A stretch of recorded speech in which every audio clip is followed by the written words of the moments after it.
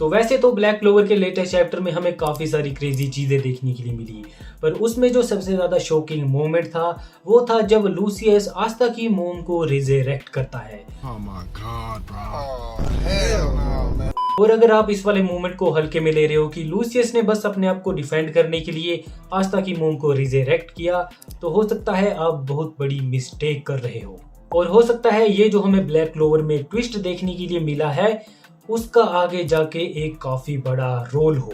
तो आज की वीडियो में हम इसी टॉपिक के बारे में बात करेंगे कि लूसियस ने कैसे आस्था की मोम को रिजेरेक्ट किया, और आगे लूसियस का फ्यूचर में आस्था की मोम से रिगार्डिंग क्या प्लान हो सकता है। पर उससे पहले तुम वीडियो को एक लाइक कर दो, और तुम्हें पता है कि चैनल के साथ क्या करना है। तो हमें चैप्टर 379 में ही एक फ्लैशबैक देखने के लिए मिलता है जिसमें हमें लूसियस दिखाया जाता है जो कि लग रहा है कि जूलियस की बॉडी में है। मतलब जो लूसियस है वो शुरुआत से ही जूलियस को कंट्रोल करता आ रहा है, जब मर्जी चाहे उसकी बॉडी के ऊपर उसने अपना कंट्रोल ले लिया। तो इस वाले सीन में हमें दिखाया जाता है कि जब आस्था की मोम लिचिता की डेथ हुई थी, जब लूसीफेरो ने उसे मार दिया था, तो उस वाले सेम टाइम पे वहाँ पे लूसियस आता है, और यहाँ पे जो रियो है वो भी बोलता है कि जो लूसियस है वो काफ़ी ज़्यादा टाइम पहले इसकी मोम से मिल चुका है, और इसी टाइम पे हो सकता है जो लूसियस है उसने उसकी मोम को रिजेरेक्ट किया हो। और तुम्हें तो पता ही है कि लूसियस ने जितने भी टाइम लाइन्स हैं वो देख रखी हैं, और अभी तक ब्लैक क्लोवर सीरीज में जितनी भी चीज़ें हुई हैं वो लूसियस के हिसाब से हुई हैं, क्योंकि लूसियस का शुरुआत से ही प्लान था कि वो लूसीफेरो को मारेगा। पर इसमें दिक्कत ये थी कि लूसियस अकेले लूसीफेरो को नहीं हरा सकता था, इसलिए उसने आस्था का इस्तेमाल किया, और उसे शुरुआत से ही लूसियस का हार्ट चाहिए था, और जितने भी अंडरवर्ल्ड के डेविल हैं उनके ऊपर कंट्रोल भी चाहिए था। तो लूसियस ने ये सारी चीज़ें शुरुआत से ही प्लान करके रखी थी, और इसी मोमेंट पे उसने जो आस्था की मोम है उसकी बॉडी के ऊपर भी कब्जा कर लिया। और तभी हमें यह भी बताया जाता है कि लूसियस ने ब्लड बोन और जो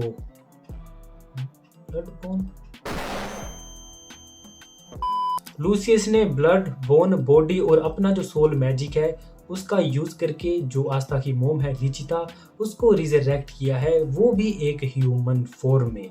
और अभी तक तो लग रहा है कि उसने उसके दिमाग के ऊपर कब्जा नहीं किया है, तो हो सकता है एंड में हमें हैप्पी एंडिंग देखने के लिए मिल सकती है, आस्था और लीबे को उसकी मोम मिल जाए।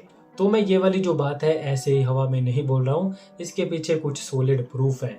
एग्जाम्पल के लिए जैसे कि हमें यूनो का जो फ्लैशबैक था वो पहले देखने के लिए मिला, उसके पेरेंट्स के बारे में हमें पता लगा, और उसके थोड़े एपिसोड बाद ही हमें जो आस्था की जो फ्लैशबैक है वो देखने के लिए फ्लैशबैक बोल सकते हैं, आस्था की जो स्टोरी है वो देखने के लिए मिली, उसकी मोम के बारे में हमें पता लगा।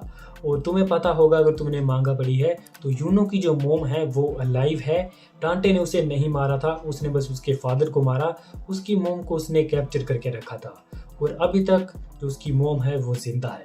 तो अगर इस हिसाब से हम सोचे तो आस्था की जो मोम है उसे भी जिंदा होना चाहिए।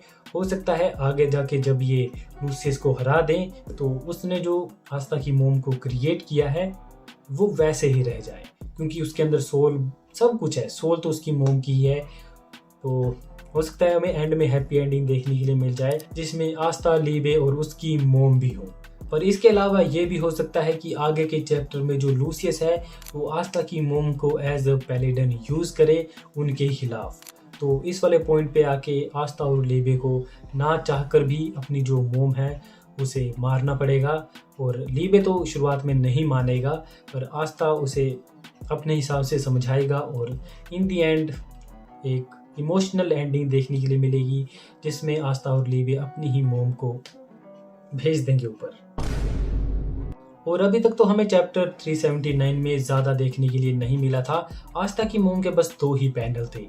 पहला पैनल जिसमें जो लूसियस है उसे वो समन करता है, और उसमें वो बोलती है आस्था एंड लीबे, दोनों का नाम लेती है, और इसके बाद हमें बस एक थोड़ा सा और दिखाया जाता है, जब लूसियस दोनों को काट देता है तो पीछे उसकी जो मोम है वो भी खड़ी होती है। तो अभी तक हमें ये भी नहीं पता है कि लूसियस ने उसके जो ब्रेन है उसके ऊपर कंट्रोल ले लिया है, या फिर उसे बस एक बॉडी शील्ड की तरह यूज कर रहा है। और इस मोमेंट पे लूसियस को मानना पड़ेगा। उसकी तुमने स्माइल चेकआउट की होगी, कितनी ज्यादा ईविल है। अगर लूसियस चाहता तो आस्था की मोम को पैलेडन में बदल सकता था, पर उसने ऐसा नहीं किया क्योंकि उसे पता था कि अगर वो उसे ह्यूमन की तरह रखेगा तो आस्था और लेबर को ज़्यादा हर्ट होगा। तो मुझे लगता है कि आगे के जो चैप्टर आने वाले हैं उसमें रिचिता का एक काफ़ी बड़ा रोल होने वाला है। हो सकता है वो अपनी बॉडी के ऊपर कंट्रोल ले ले, या फिर हो सकता है जो लूसियस है उसे और भी ज़्यादा बुरे तरीके से यूज़ करे।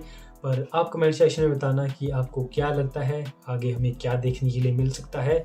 और नेक्स्ट वीडियो मैं बनाने वाला हूँ यूनो की ट्रांसफॉर्मेशन के ऊपर। तो यूनो को काफ़ी ज़्यादा हेट मिल रही है इस न्यू ट्रांसफॉर्मेशन को लेकर, तो उसमें मैं सारी चीज़ें एक्सप्लेन करूँगा कि कैसे जो यूनो है वो एंटी मैजिक और डीमन डिवेलर स्वॉर्ड का यूज़ कर रहा है। और ये बस एक प्लॉट आर्मर नहीं है। पर अगर आपने अभी तक पिछले 2 चैप्टर आए थे उसके ऊपर मेरी वीडियो नहीं देखी है तो उन दोनों को चेकआउट कर लेना, मेरे चैनल पर अवेलेबल है। पर तुम इस वीडियो को लाइक और चैनल को सब्सक्राइब करना मत भूलना। तब तक के लिए बाय बाय।